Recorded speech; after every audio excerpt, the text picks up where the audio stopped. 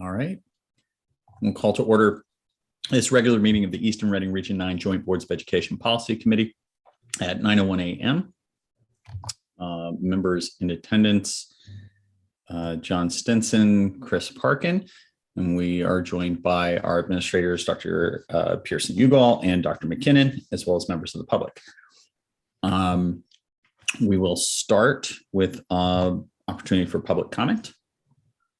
To make public comment, you can use the participant window to indicate a hand raise using the Zoom tools. Yes. Frank, you should be able to speak. Hi, can you hear me? Yes. Oh, sure. Good morning, everyone. My name is Frank. Yes, thank you. Yes, name, first and last name, and street and town, please. Sure. Frank first, last name Collins, street Fair Oak Drive, Easton, Connecticut. Thank you. Thank you. Sure.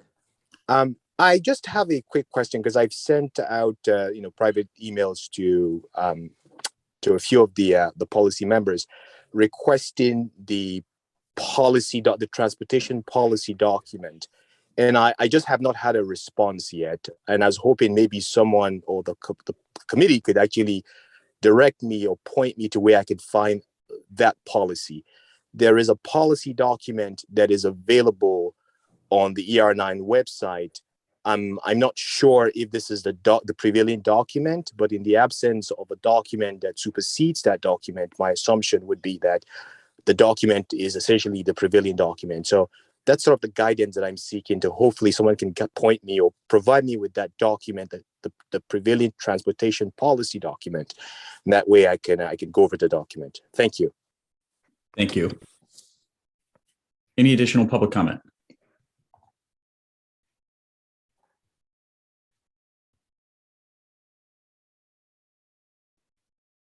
Hearing none, we'll move on to committee member comment. Hearing none, we'll go on to our agenda today. Under discussion and possible action, we have a number of items. We have the strategy and sort of planning part of it, which is understanding sort of the progress we've made to date and how we want to proceed in 2022. At the other side of the meeting, we've got the regular meeting schedule, which will sort of be a manifestation of our plans that I think we discussed in 4.1. But before we dive into that, or if we do get to some of the model policy conversation, I want to make sure that we carve out the appropriate amount of time for any administrative updates. Do we have anything from Dr. Pearson Ugal or Dr. McKinnon that we need to talk about today, or make sure that we schedule for future meetings? Nope. Okay. Are you able? You should be able to unmute. I'm just going to co-host you just to make sure that you can. Okay. There you go. I don't have any updates, but thank you for unmuting me. Sure. Dr. McKinnon? And no, I do not have updates either, but thank you. All right. Thanks. So the last time that we met and spoke about the policy committee progress, we spent a little bit of time going over what our process has been and our sort of guiding principles. I think there was a little bit of some sort of education we were doing just to bring Dr. McKinnon up to speed on sort of how we've worked as a committee. And I think there was a little bit of some sort of takeaway to understand the sort of the pricing for the Shipman and Goodwin model of policy. And then also just for policy committee members to sort of think a little bit about the work that we've already done in sort of leveraging the CAVE model policy. So I'll just back up a little bit so that we have sort of context. Policy committee started meeting a couple of years ago. We were 3 separate policy committees for each of the boards. So we had a sort of one member from Easton, that was me. We had a member from Reading, that was Chris, and we had one member, Maureen Williams, from the Region 9 board. We went to the boards in a tri-board setting and said, hey, it would be more effective if we could actually constitute this as a tri-board as opposed to three separate, or tri-board committee as opposed to three separate committees meeting jointly. The boards agreed, and we sort of created the joint policy committee at that point.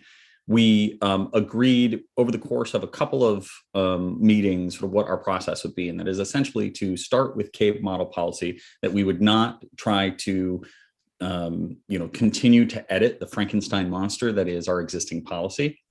So there are sort of three policy manuals that exist today, one for Easton, one for Reading, one for Region 9. And those are a function of started with model policy, mostly CABE model policy many, many, many years ago. Some parts of each board's policies being updated over time in different ways with different sort of attitudes and sort of principles in terms of how much wording we're doing or wordsmithing that we're doing, how much sort of regulation is included, as well as the sort of core policy content that was present. And then, frankly, the degree to which we were sort of being mindful of the duties of our central office personnel in particular, who oftentimes are the ones who have to carry out these policies, and the idea of having to sort of understand and respond appropriately to policies that may not necessarily be in conflict, but may have certain nuances that require them to be carried out in different ways. So the goal was, and we received support from the boards to let's create a single policy manual. Let's have that policy manual be adopted by each one of the boards, but that it contains sort of the same language. And so we started with CABE language that existed 2 years ago, and we started editing from there. We made it through the 3000 series of that content, and then we came to the pandemic, where I think we took about a 6-month break, where we were just knee deep in sort of other work that sort of, or other responsibilities that called on our attention. So in that hiatus, I think there were a handful of updates that may have been sort of applied to the 1000, 2000, 3000 series, but we had an approach for that as well, which was anytime we get new updates, we put them on a list for sort of future consideration. We also adopted a practice of flagging anywhere in the policies that dictated that there was somebody who, usually the superintendent or the superintendent's designee, who needed to actually do something that came out of a policy. And the goal there was for us to have a consolidated list of what we called the executive duties, right? So understanding what were the sort of what were the collection of responsibilities that were dictated by the policies that we're going to approve. So all of that is the sort of history of where we've been. We're now in the 4000 series. And in our last meeting, not last week, but maybe in the week before or the week before, I'll go back and check. But we talked about, and Jason, Dr. McKinnon suggested that, using the Shipman policy manual has been a winning strategy for him in the past. So I don't know if Dr. McKinnon, if you've done any additional research or any sort of more thinking on that piece, or if by any chance you have costs associated with that versus sort of what we've been doing with CABE. So we decided in my previous school district, we looked at our policies. We looked at how many policies we had to revise, how many of them were outdated, and try to get a sense of, if we continue the work on the pace we're looking at right now, how long will it truly take us to get us up to date? And we realized that we were kind of, through the drip of doing one policy at a time, or maybe 2 or 3 policies at a time, plus the updates that CABE provided, that we weren't going to make significant progress.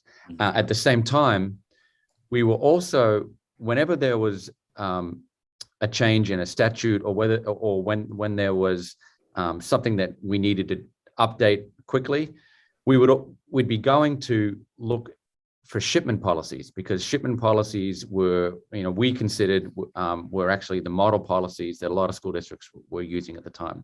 So we actually had 1% of our policies were actually shipment policies, or a large percentage of them were based on shipment policies.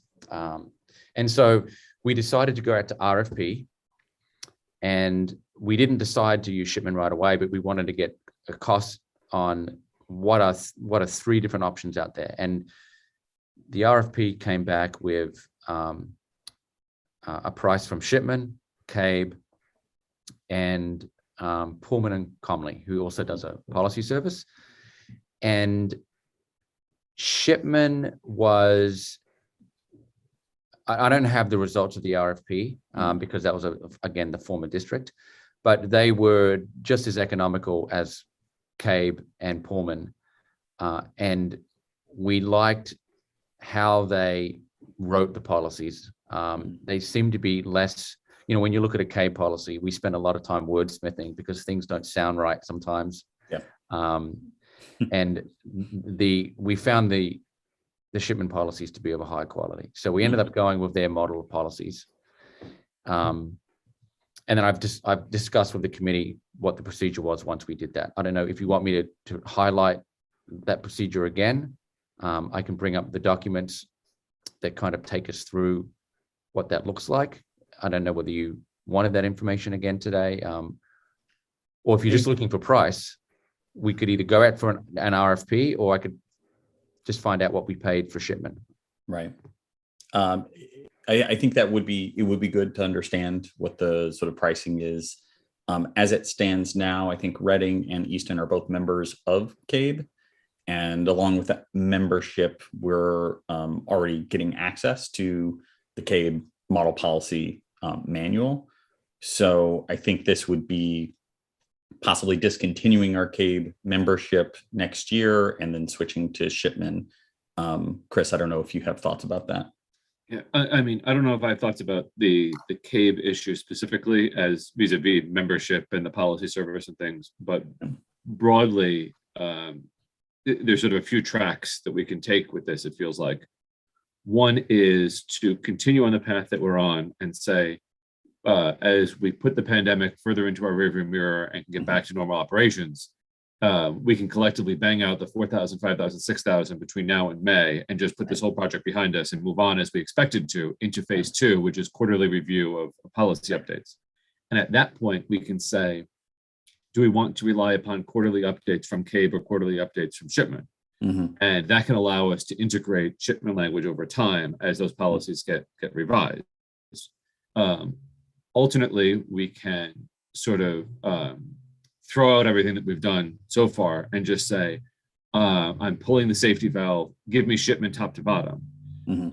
I think there is some sort of, that's attractive on its face in as much as you can say, hey, we're done. But I don't think that in reality that will be true, because nobody is going to be creating policies that manage the beast that is 3 districts collaborating and sharing a central office and everything that goes along with that.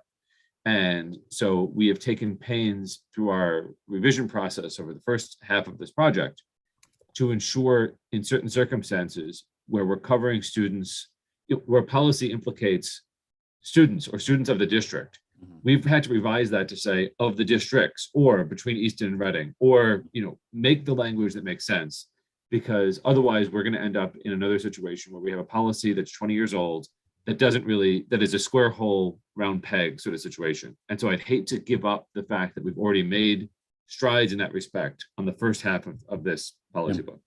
Yeah, so and sorry, go ahead. A third approach is to say,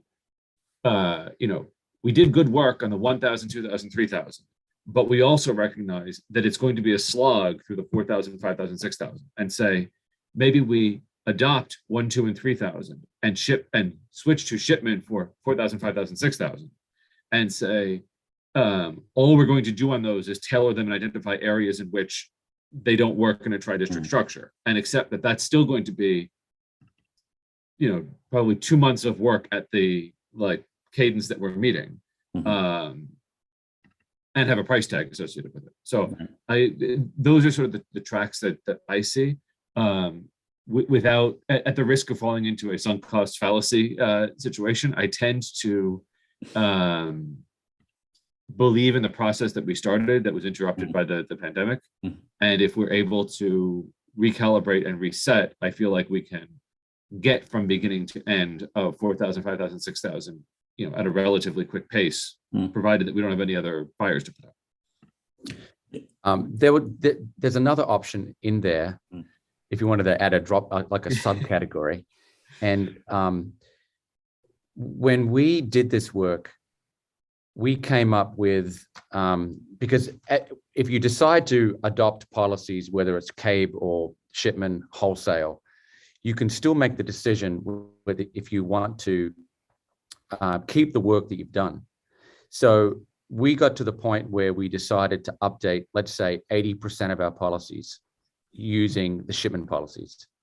And we went in and surgically said, we're going to keep the 20% of these policies because we've already done work on them and they're tailor-made to our particular district. So that's I think that's the approach. option where we keep what we've already done and just pull the safety valve for what we're going forward with. I don't know if this is a sub option or it's a completely new option, right? I actually think that whether we're talking about shipment policies or we're talking about CAPE policies, we need to review them, right? But we're going to review them. The degree to which it is heavy lift to either replace or so district with districts, head of school with the variations, or to simply start with a terms at the beginning that helps to define. Anytime you find these words, it can mean these variations. I think taking some CABE and some shipment is just building a new Frankenstein's monster, and I think that it serves us well to have consistency throughout in terms of the sort of base source and then the updates that we're getting. So sunk cost fallacy is something I deal with a lot. But usually I get to point at other people and say that they are falling into this. And I don't like being in this position of saying, maybe all of the work that we did on the 1, 2, and 3,000 series, we just have to sort of put into the waste bin. There is certainly learning that happened throughout that process. We formed our principles and have a better handle on what this work should look like and how to go through it quickly. I would be open to the shipment approach, but I want to understand what's the initial cost. And I think that would be, what is the overall, give us the entire model policy, not write this for us. I suspect that would be very expensive for them to customize this, but give us your standard book and we're going to start going through it, starting with the 1,000 series, or maybe the zeros series, depending on how they don't number theirs. Okay. So I'm not crazy about that. I'm sure they have a reference model. I'm sure there's a way to reference policy. But if we start going through that policy and we can look, understanding how many pages is their policy book would be very helpful. Assuming we could continue at a pace of 60 pages per week, we just do the math and then we can say, oh, wow, that's 3 years. Well, that doesn't work. We have to do 180 pages a week or something like that. And then compare that to the CABE model. So it's, yes, the cost of just give us the whole manual base policy. What is the difference between that on CABE, versus shipment? And then understanding what's the update service cost under each, and then understanding what is the cost to us in terms of time to actually go through. If the shipment model is 1,000 pages and the CABE model policy is 10,000 pages, to me, the decision's already made right there. Yeah.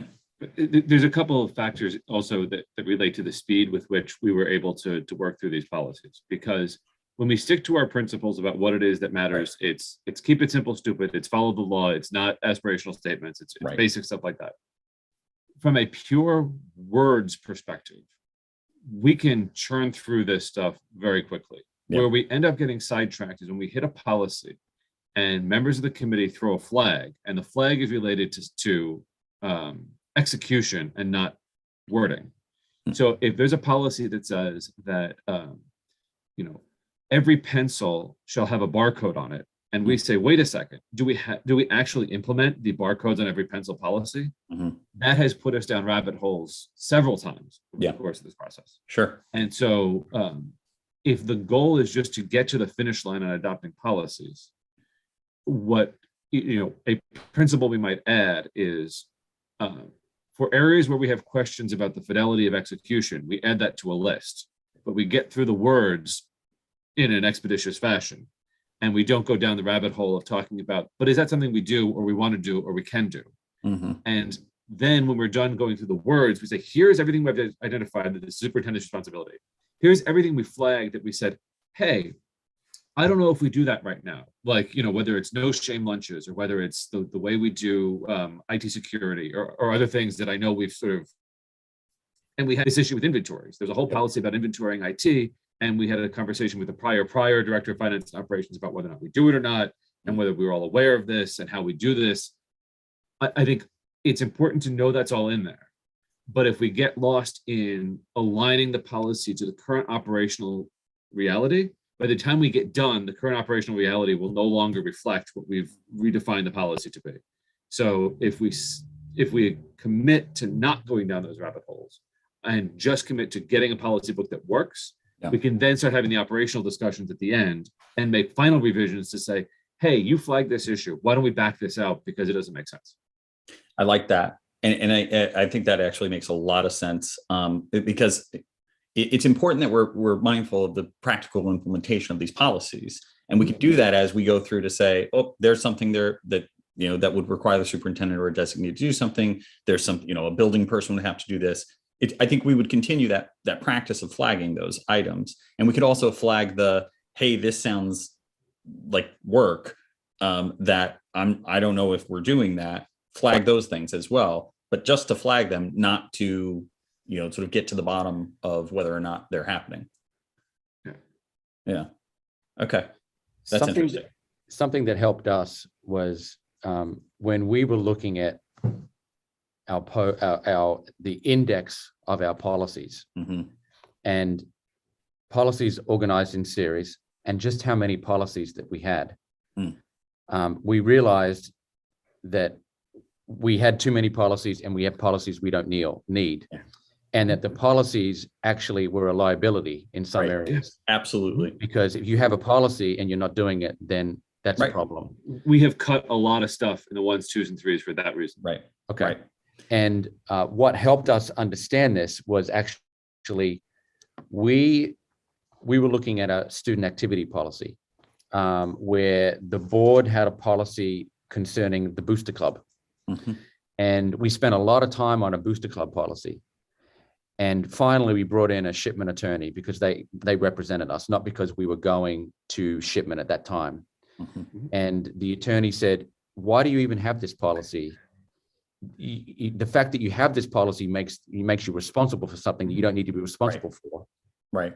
And that helped us understand the position we were in. And I will share with you my screen for a moment.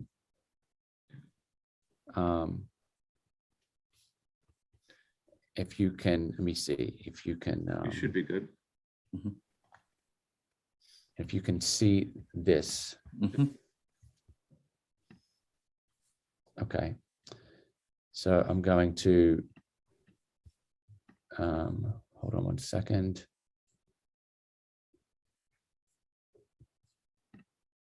Oh, so you did end up numbering yours? No, this is our previous work, but we could number them in folders. Right. Yeah. Sure. Sorry, I'm just trying to find. Okay. Yep. But these were our policies. If you can see that, I can make it bigger. Okay. Our table of contents was 33 pages long. Okay. And so we just went through, and there were so many policies, right? Yeah. That we were, and they were so far out of date that we just felt helpless. Right. Okay. Right. And when we looked at the actual shipment policies, Mm-hmm. so we organized, let me see here, business. Okay. So these are the shipment policies, which we've since organized into series, Right. but they are shipment policies. Mm-hmm.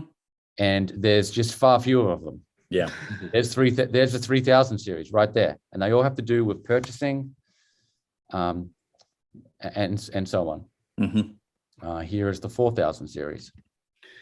I think CABE falls down the rabbit hole of going from legal obligation to what they perceive as best practice. Right. And there could be a huge gap. And when they see a policy somebody writes that they like, they just sort of throw it into their policy book, which is why some of these say, the Andover Public Schools shall. That's right. Right.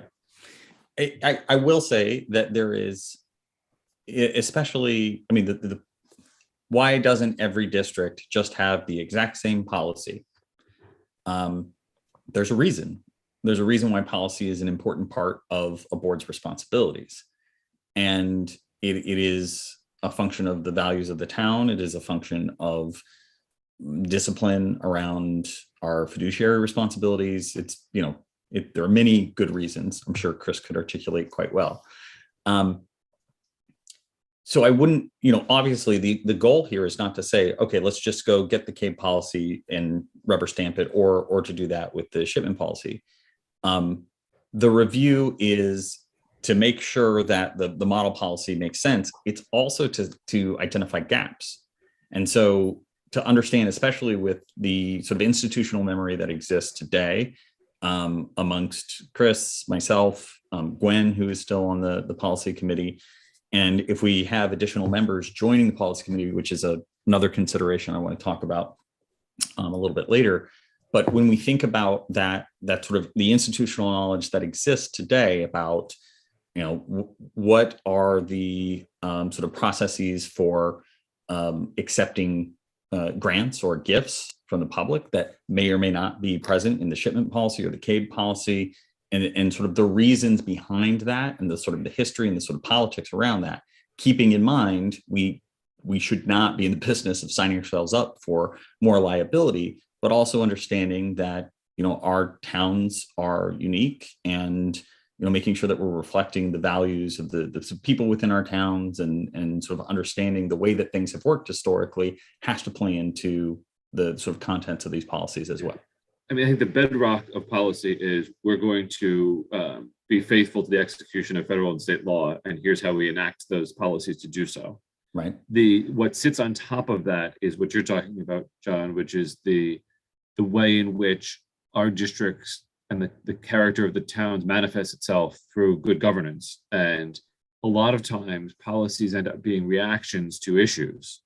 And it's, hey, we had a problem where this happened. People went to the policy and said, there is no policy on that, so there's no harm, no foul. And I said, but ought there to be? Mm-hmm. We should put tighter guardrails around this, because we as communities think it's important to recognize every gift over $3 instead of every gift over $3 million, because we are small towns instead of large cities and things like that. Mm-hmm.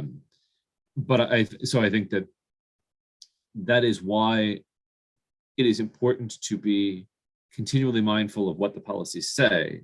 And that's where I think the boards have historically fallen down, which is in 1997, they adopted policies. And then since then, never looked at them again unless CABE said, hey, the law changed, or a superintendent said, hey, the law changed. Right. And as a result, from time to time, a policy gets added to respond to something without recognizing that another policy has long since become outdated, because it talks about whether or not, a Walkman can be brought to the high school or something like that. And we need to sort of work through that. And so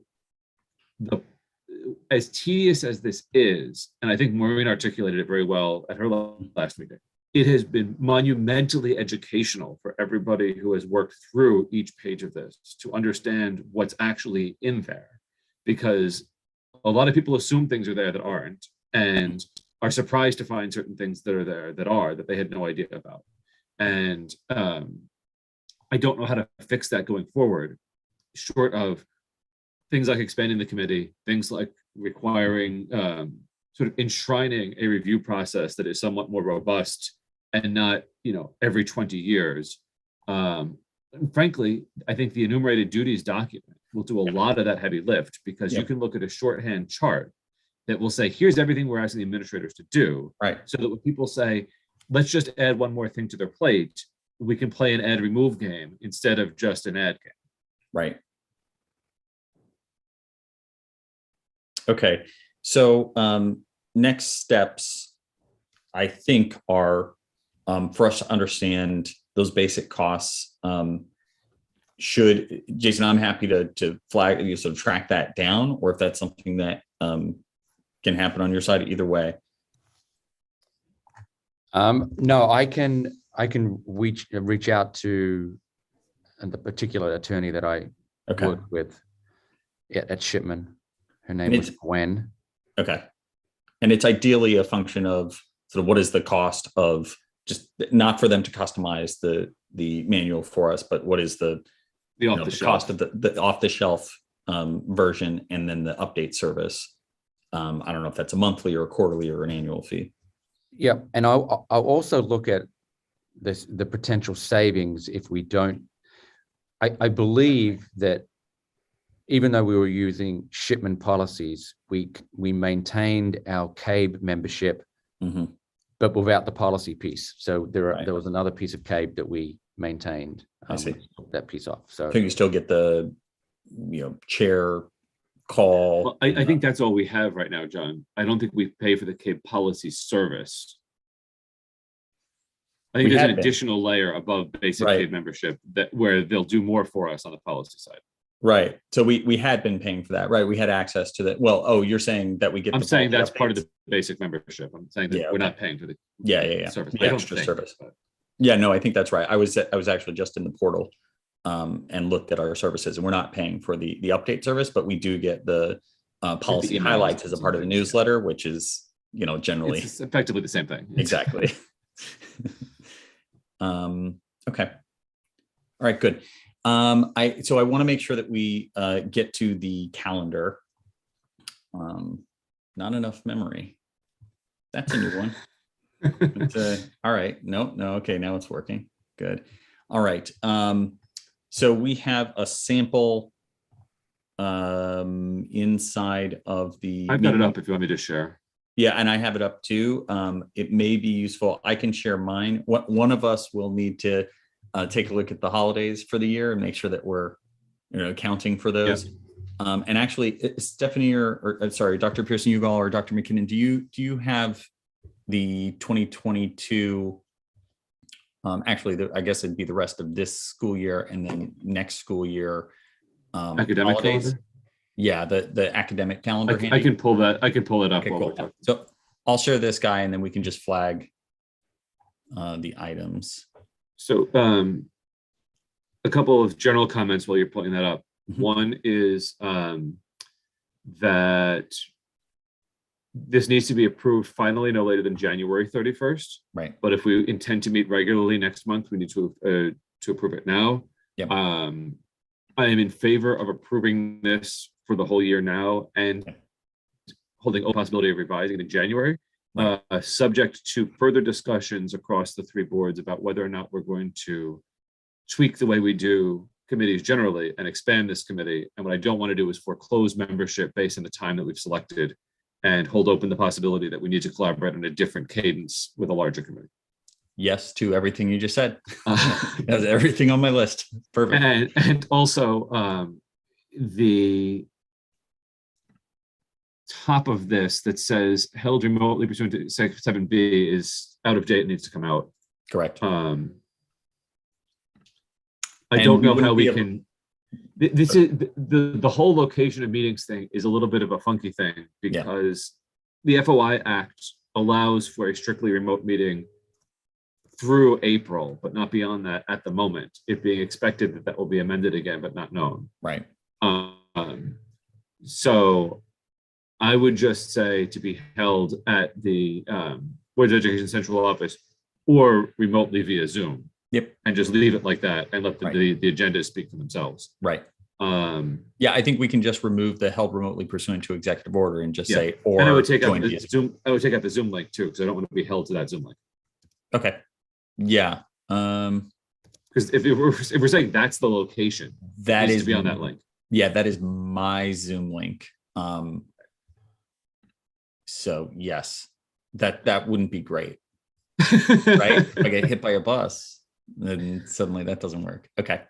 Also, January 7th, we wouldn't be able to meet, right? We have to for regular meetings to be scheduled, we'd have to be 30 days prior. It's technically 30 days. Okay. January 7th I would still put it on the calendar and we could technically notice it as a special Sure. to get there. There's no sense in creating that confusion at the moment. Exactly. Okay. January 14th leads into the holiday weekend. Okay. One moment. I'm going to, sorry, I need to open this up in Adobe, actually. I've got it open in Word somehow. That's Nice. I'm just going to flag these as we go. So, and share that screen.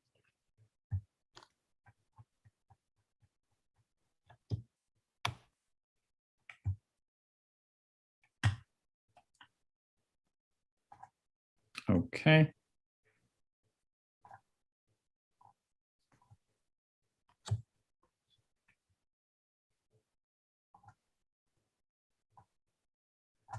Okay. And just as a general principle for those who may not be familiar, we've tended to leave the Fridays off that go into a holiday weekend. Obviously, the ones that are off, both for the benefit of our administrators as well as the members of the committees. okay. So in January 7, 21, and 28, all seem fair game. Mhm. In February, you run into a holiday week on the 18th. Yep. We are closed that day. Mhm. March 18th is a PD day, is a half PD day in Easton, but I don't know if that would change our cadence. I don't think so. I'd Yep, be happy to meet that day. And if Stephanie needed to attend to PD that day, that's fine too. We can certainly work through. Right. It's Uh, early dismissal, so it's not until the Right. afternoon. Yep. April the 8th is also an early dismissal day leading into the spring break. I think leading into the spring break is a disqualifier. And then April 15th is Yep. Good Friday. So maybe take both of those out. Yep.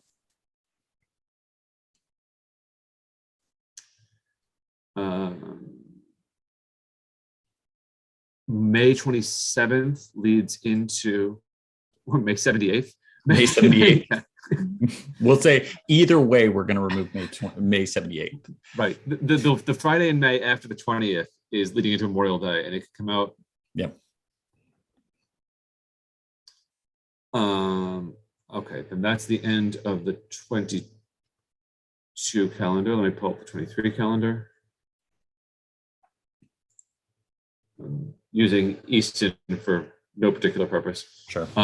July the 1st is into It's July not- 4th weekend. Yeah, it's not listed here. Yep. July 8th should not be the 18th, it should be the 8th. Yeah. And then the 8th, 15th, 22nd, and 29th are all clean Fridays. Mhm. And obviously, if any of those weeks end up being sort of common vacation or Right. getaway weeks for any people, Right. we can cancel those as we get Right. closer to those dates. That's Right. the expectation is not that everybody be beholden to this committee all summer. That's Mhm. August 5, 12, 19, 26 are all Mhm. clean. September 2nd leads into Labor Day. It seems to be off already. Good. Yep.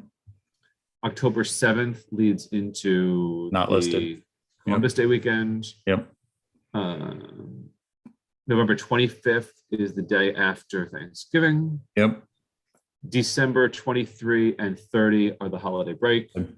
and they're all already off. Great. Okay.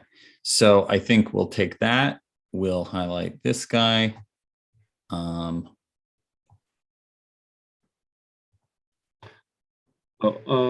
Actually, one more, sorry. Sure. September 23rd. Hmm. The 26th is Rosh Hashanah, so it's a 3-day weekend. Mhm. So I Yep. don't know whether we want to, if we want to drop it, we can always edit back as a special if we Right. need it in September. Right. No, If I we're think just that's going to be great. consistent with 3-day weekends, I would take the 23rd off. I think that's right. So I think and I've also highlighted the or held remote, blah, blah, blah, Yep. pursuant to. So we just have or via Zoom. Yep. Basically the motion will be to approve with the removal of the highlighted text.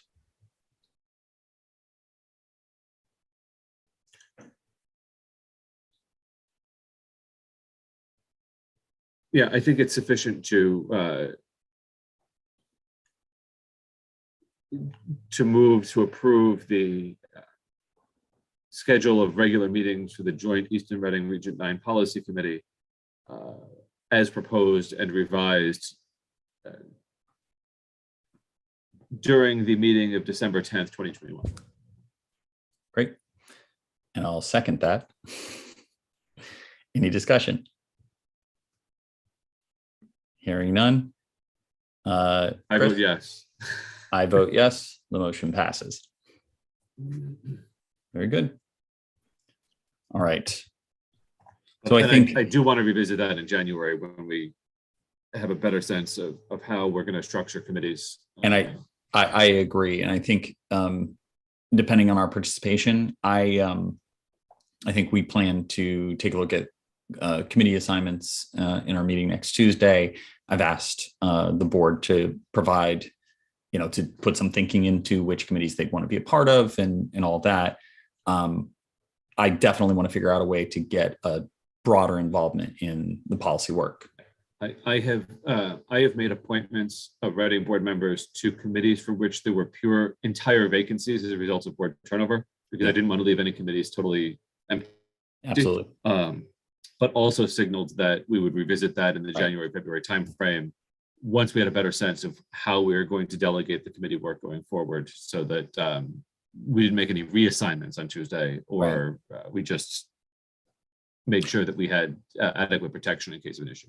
So when we think about what we may do with combining of committees, let's imagine that, and I know this is not necessarily something that's being proposed, but just to get through the thinking on this, let's say that we were proposing to combine the transportation and the policy committees. We dictate a policy, a calendar now, and finalize in January, say, here are all the regular meetings for the policy committee. Is there any mechanism through which we'd be able to leverage that schedule for I would take combined? I would take the charge of the policy committee, and I would say we amend the charge of the policy committee to become the policy and transportation committee, and here's the charge. And that way, because we've adopted this calendar, it's the policy committee that is expanding, not being destroyed or replaced. Okay, good. So we need, if we're going to be able to have a regular meetings calendar for any of the ways in which we might combine the committees, it'd have to be by the end of January. And we would need to, at a minimum, have base calendars or sort of base committees. What is the sort of the core committee? So here's committee A, B, and C. Right. Exactly. And then if we consolidate it, is those other ones coming into those base committees. And I think we all have to sort of reflect on whether or not January 6th presents an opportunity to have that conversation or not. Right. I don't want to bite off more than we can chew when we're having a broader training in that evening too. Right. Yeah, it could be a lot. Okay. All right, that's very helpful. So I think worst case scenario, if we reform the way we do subcommittee work and it results in a year where we're meeting only specially, and fine, it's not the end of the world. And you can notice, you can meet if the newly defined operations committee meets on March 1st for the first time, they can decide then we're going to meet on May this, July this, and October this. They'll all be special meetings, but you can post them right now. Right. That's fine too. Right. Yeah. And I try, basically the only advantage of having a regular meeting is that you have more flexibility in the body of the meeting Right. to change the agenda. But I'm not crazy about that, because I think that it's it's within the benefit of the public for them to be able to see ahead of time, here's what's going to be discussed, and then to sort of attend and sort of pay attention, based on that knowledge. So I've never been keen on changing agendas mid-flight anyways, just as a matter of necessity. So it doesn't hurt my feelings to look at a sort of special meeting calendar at all, because then it's, hey, you need to know what you're going to talk about and you need to be very clear about it. The added sort of requirement that agenda items need to be very clear for special meetings. I like that. We should just say that all the time. It's only an issue when things come up last minute and you're right. stuck scrambling. Let's try not to have things come up last minute with policy anyways, right? There's no such thing as last minute policy, because you got to do your first and second reading. So okay. Well, given that our next step is to understand the sort of options for looking at Shipman as a possible alternative, and I don't know that we've necessarily bottomed out on. So does that mean we start from the beginning and go through and try to do that as quickly as possible? I certainly don't think it makes sense for us to try to dive into the 4000 series right now. I tend to think on that topic that it is probably going to be would be a healthy exercise before we agree to go in one direction or another. Yeah. To have an in-person tabletop kind of meeting on this issue, because there's a lot that works over Zoom, but one thing that's not as useful over Zoom is sort of saying, I'm going to lay out the papers in front of all of us, and I'm going to look at this in a physical way and start saying, this is the pile that we've done, this is the pile that we need to do. You might be able to flip through and mark stuff a lot faster, in that setting, and really get a sense of where we are. And maybe if we spent a 2-hour late afternoon or evening going through the work that we've already done, just remind ourselves of what it was. That can help give us a sense of whether or not we're still married to it or whether we're comfortable. Yeah, good. All right, that's great. All right, unless anyone has other items for discussion and possible action, I think that will take us into committee member comment. John. Yes. In terms of administrative updates, I don't know if it's 4.3. I found the RFP that we used. Okay. I contacted Gwen from Shipman and Goodwin and asked for a price update. Kind of what is the cost for the access to the CABE policies, right? And another option would be if you wanted to have someone attend one of our policy meetings, she could do that via Zoom. I asked her if she's interested in doing that as well. So you let me know. I can get you the price and share the RFP with you. I just have that in front of me. Okay. And you could factor that into your Well, and also how many pages is the sort of off the shelf, how many pages, so that we can just do some very basic math and we can approach it in a few ways. I like the idea of saying we want to be done with this work by X date. And if that's the end of this school year, okay. Like the May tri-board. Right. How many exactly? And then inside of that setting, be, sort of presenting it for first reading.